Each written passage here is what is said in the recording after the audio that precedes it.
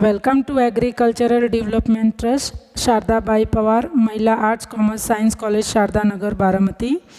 I am Professor Poonam Mishra, brought for you subject secretarial practice, in which we are learning chapter number 5, deposits.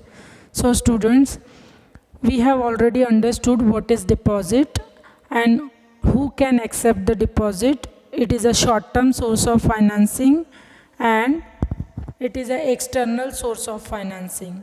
So let's see the meaning in short, that public deposit is an important source of financing, short-term requirement of the company. Company receives the fixed deposit from the public for period ranging from 6 months to 36 months. Such deposits are called as public deposits. As per Section 2, subsection 31 of the Companies Act 2013, deposit include any receipt of money by way of deposit or loan or in any other form by a company, but it does not include such category of amount which may be prescribed by the RBI. So the category which is prescribed by the RBI for not issuing the deposit is already we have discussed in the chapter number 2. You can go and refer from there, students.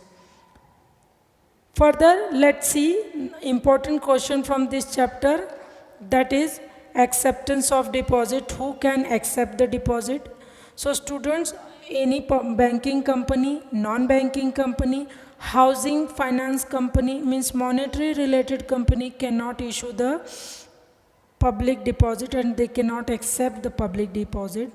Other than them, such other company which is for which the central government have given the specification under clause A, section 73 to 76 of the Companies Act and Company Deposit Rule 2014 and directive or the instruction issued by the RBI. So this company cannot accept the deposit from the public, okay, or its member. So let's see who can accept the deposit from whom. So company is formed from the help of members and public and shareholders. So shareholder, director and employees, shareholder, directors and employees will be called as a member, whereas the public are the outsiders. So let's see which kind of company can accept the deposit from whom. So the private company can accept the deposit from the member only. Public company which is not eligible company means whose net worth is below 100 crores and profit is below 500 crores. So this company is not eligible company. They can issue the deposit only to its member. Next, eligible public company whose net worth is above 100 crore or profit is 500 crore or it is approved by the shareholder of that companies are eligible, means they can ask the public deposit from the public.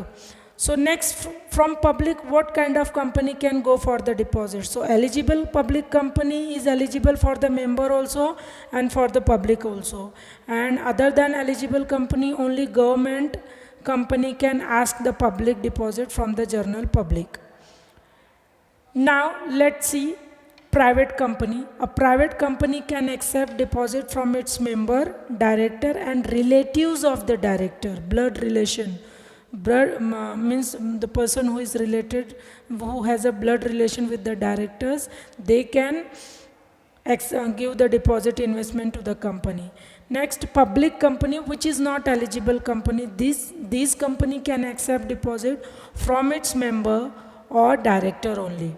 Eligible company means, public eligible company means whose net worth is 100 crore, students, and whose turnover is not less than 500 crores and the special resolution is passed and the shareholder has approved for the accepting deposit. That company can accept the public deposit from the general public and from member as well. Next is terms and condition for acceptance of deposits. So students, in the terms and condition, first is the amount of deposit. Which kind of company can accept how much amount? So let's see.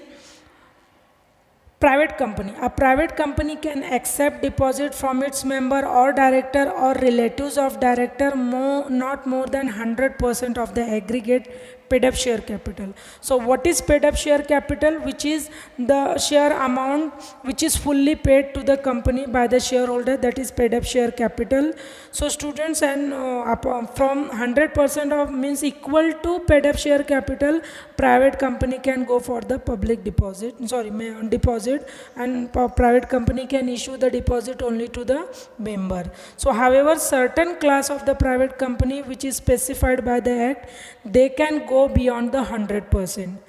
Next is public company other than eligible company. Public company is there, but it is not an eligible company whose net worth and profit is lower. So this company cannot accept the fresh deposit from its member if the amount of such deposits together with the previous deposit exceed 25% of aggregate paid up share capital. Means previous previous deposit and paid up share capitals 25% is allowed to this kind of company. If it is exceeding more than 25%, so they cannot accept the public, so they cannot go for the accepting deposit. Now next is eligible company. You already know, student, that eligible company can accept the deposit from its member and from the general public, but the condition is that eligible company cannot accept the fresh deposit more than 10% of aggregate paid up share capital and free reserve, and and from the public more than 25% of paid up share capital and free reserve. Last is government company. Company accept the deposit from public not exceeding 35, means government company cannot go beyond the 35% of paid up share capital and free reserve. So in all the condition, the amount limit is based on the paid up share capital and free reserve. Free reserve, student, that is retained earning, general reserve and PNL. And paid up share capital means share capital which is collected by the company. So the percentage should not exceed. If it is exceeding this much percent, so they cannot accept the further deposit to the member or the general public. So students, hope you understood the video. Meet you in the next SP video very soon. Thank you.